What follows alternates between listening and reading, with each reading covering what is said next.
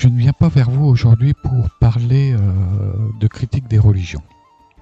Je ne viens pas aujourd'hui pour critiquer certains aspects de la religion ou pas dans la vie de tous les jours. Je ne viens pas aujourd'hui non plus parler des blessures que tous les apostats puissent avoir, bien que ça puisse avoir à faire avec certaines de ces blessures. Je viens vous parler d'un live qu'a fait Riam. Ce live parle des VSS.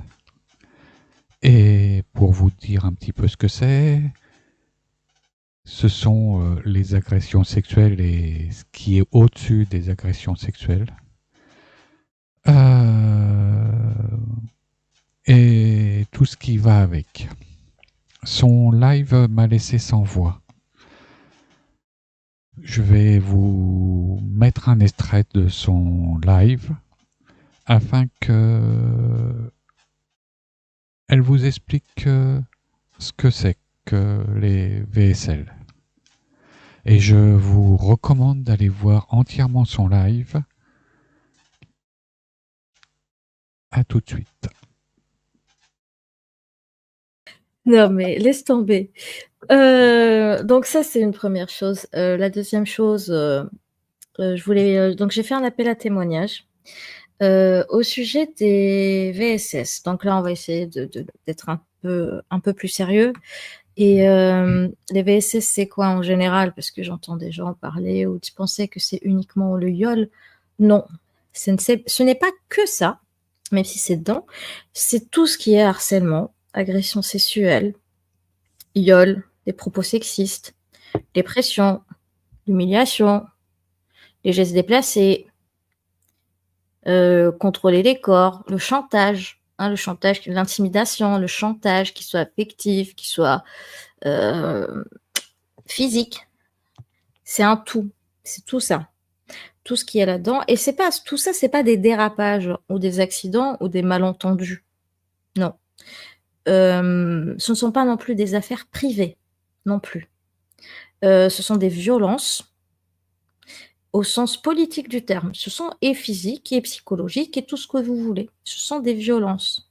C'est pas des histoires privées, ce n'est pas des dramas. Hein, ce ne sont pas des dramas. L'harcèlement, l'intimidation, le chantage, je répète, les propos sexistes, les agressions sexuelles, le viol, les pressions, l'humiliation, ne sont pas des dramas. Ce sont des violences. Et je pense qu'il faudrait commencer par nommer les choses par ce qu'elles sont vraiment.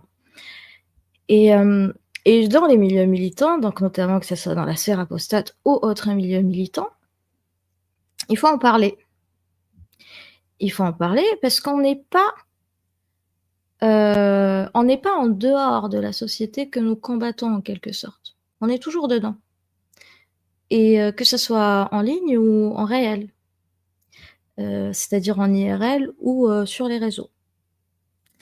Et si vous prenez tout ce mélange, je te dirais Mahomet catholique, tu comprendras. Si vous prenez tous ces rapports de domination, tout ce qui va avec la culture du viol, tout ce qui concerne les rapports de domination, par exemple, c'est pas des choses qui vont s'arrêter à la porte, je sais pas moi, d'un local associatif, par exemple, ou d'une manif. Non. C'est des choses qu'on va vivre au quotidien ou qu'on peut faire vivre aux gens et qu'il faut traiter à un moment donné. Là, il faut prendre un miroir et se regarder dans le miroir. Surtout dans les milieux militants. Surtout dans les milieux militants. Et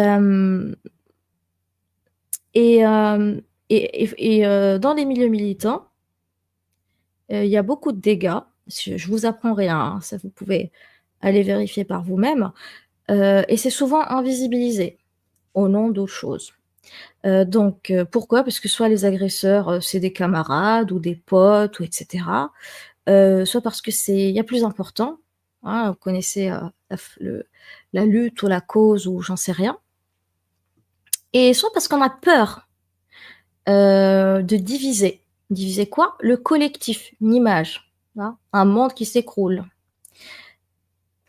Parce qu'on ne veut pas le faire le jeu de l'ennemi, en quelque sorte. Sauf que ça, c'est des arguments que vous avez déjà entendus, mais ailleurs. Par exemple, vous les avez entendus, je ne sais pas, les personnes qui sortent, je ne sais pas, d'une religion, par exemple les apostaticiens, vous avez entendu ça dans les communautés. Et ben vous les avez entendus aussi dans des milieux politiques. Mais ça existe aussi dans les milieux militants. Et ça existe dans les milieux sur les réseaux. C'est comme ça. Donc il faut en parler, oui. Oui, il faut en parler. Donc non, c'est pas une façon d'affaiblir la lutte. D'ailleurs, les personnes qui pourraient dire ça ont possiblement des choses à se reprocher. C'est refuser catégoriquement que les espaces de, comment dire, que dans ces espaces de lutte ou de militance, etc., les mêmes schémas que des personnes ont vécu ailleurs se reproduisent. C'est différent, c'est pas la même chose que de dire juste ah non, c'est affaiblir une lutte, peu importe laquelle. Et aussi affirmer, en tout cas pour moi et pour ceux qui sont d'accord avec moi et avec ce que je pense et ce que je mets en avant, affirmer que la cohérence politique ou militante passe surtout par les pratiques internes. Parce que les pratiques et les comportements montrent beaucoup plus sur les personnes que du blabla et des paroles. Que le public, tu veux dire. Que la posture publique. Oui. Voilà. La cohérence interne est plus importante que la cohérence publique. Donc parler des VSS, c'est prendre soin des gens, hein, prendre soin les uns des autres, prendre soin du collectif. Puis je sais que ça peut ne pas plaire aux personnes individualistes, il n'y a pas de souci, mais pour moi c'est important. Et prendre tout cela au sérieux. Oui, je sais plus qui a dit un truc sur les filles. C'était qui le mec là Tahabouaf ? Oui. Oui, c'était l'affaire Tahabouaf lors des dernières législatives. Il avait été proposé comme candidat, il avait été investi d'ailleurs du côté de Lyon, et il s'avère qu'il avait plusieurs affaires d'agression sexuelle aux fesses, et ça a été traité en interne, et ce qui avait posé énormément de soucis, c'était qu'à l'époque, c'était Mathilde Panot et Clémentine Autain qui avaient traité l'information, et elles avaient dit publiquement que les faits étaient d'une gravité absolue et horrible, et finalement, plus personne n'en a entendu parler parce qu'on a fait silencier ces femmes-là. Et il y avait plus... Oui, c'est un sujet très important. Vous allez avoir en description le live de Riam, ainsi que le Twitter qu'elle a fait pour un appel à témoins où il y a tout un tas d'informations. Et surtout, je vous recommande d'aller voir son live afin d'avoir le maximum d'informations et de partager son live ainsi que son appel à témoins. Je trouve que c'est important de le faire et ça fait partie de l'ADN de la chaîne de s'occuper des communautés. Donc voilà. Je vous remercie et à très bientôt.